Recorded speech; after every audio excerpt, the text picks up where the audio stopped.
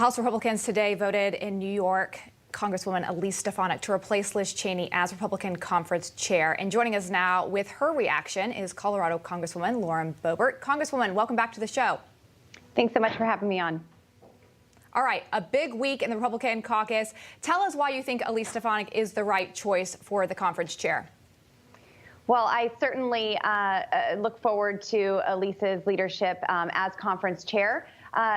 It's a big role, and I think in this role, there's a lot of growth that'll take place, and it's so much more than just looking out for your district. Now, this is a larger role to speak on behalf of the party, on behalf of 75 million voters out there who feel very disenfranchised right now, and so I'm looking forward to see what comes from that. But really, when I go back home, there's not a lot of folks who are asking who's on the conference dais of the Republican Party. They ask us who's leading on the issues.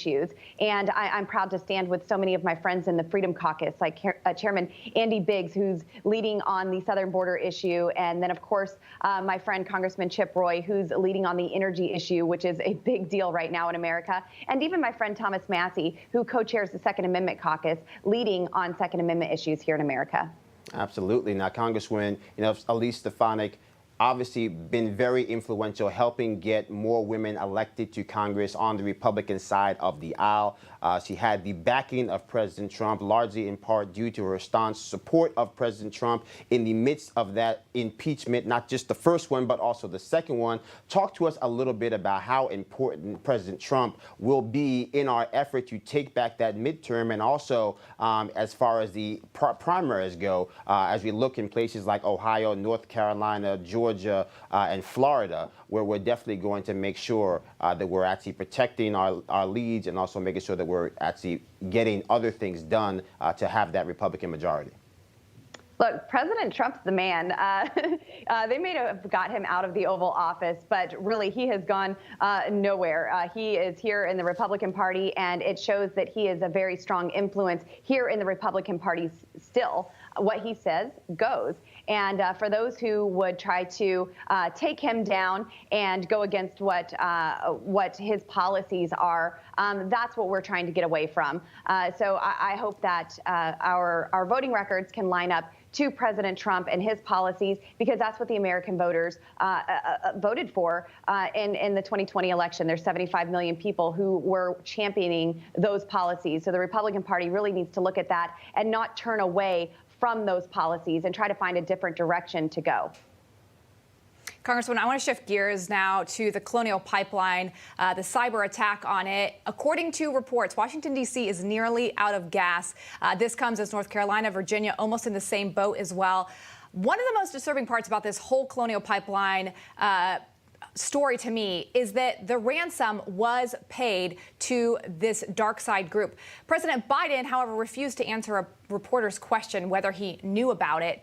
How dangerous of a precedent is this setting for our country when we have bad actors who are now knowing that they can get paid off if they mess with our country?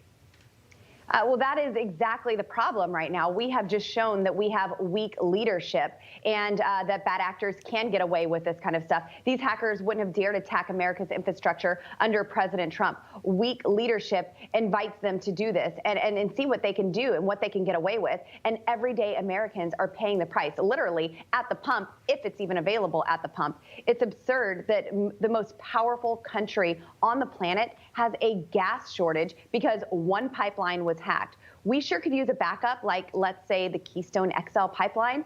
And too bad the Biden regime and their America Last policies canceled that project and weakened America in the process. Along with Congressman Chip Roy, I'm leading the charge to fight back. One of my first acts in Congress was to introduce the Protecting American Energy Jobs Act, which would nullify Biden's energy-killing Green New Deal executive orders and restore American energy dominance. Biden took away your gasoline, and now Pelosi is trying to take away your voice by not allowing a vote on my bill on the House floor. So Chip Roy and I are gathering signatures for a discharge petition to force this bill to the House floor for a vote, because the American people deserve to know where their representatives stand on supporting America's energy made by American workers. I think to that point, you talk about the precipitous decline in American leadership, the vacuum there. It appears that we are asleep at the wheel, not just on foreign policy, but even just answering basic questions. President Biden telling the press he's not supposed to answer. Take a listen. You guys are bad. I'm not supposed to be answering all these questions. I'm supposed to leave, but I can't resist your questions.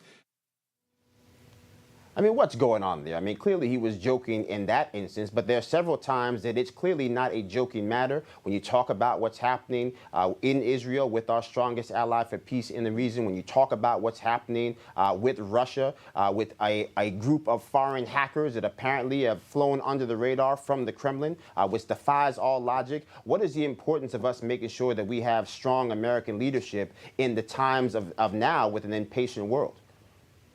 Strong American leadership is the most important aspect right now, and we are severely lacking in that. We knew that this was coming. We were warning people not to vote for Joe Biden because he campaigned from the basement. How do you think that he's going to govern America from his basement?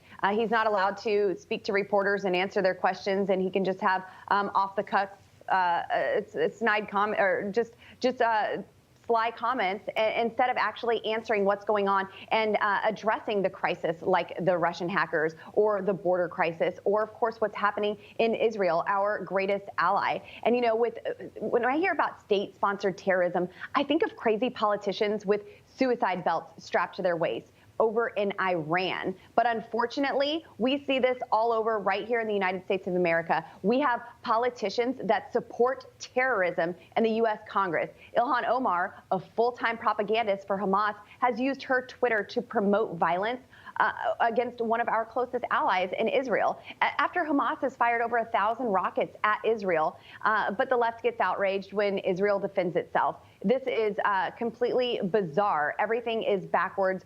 Wrong is right, and evil is good in their eyes. Israel, like other countries, has the right to self-defense, and it's anti-Semitic and disgusting to suggest otherwise.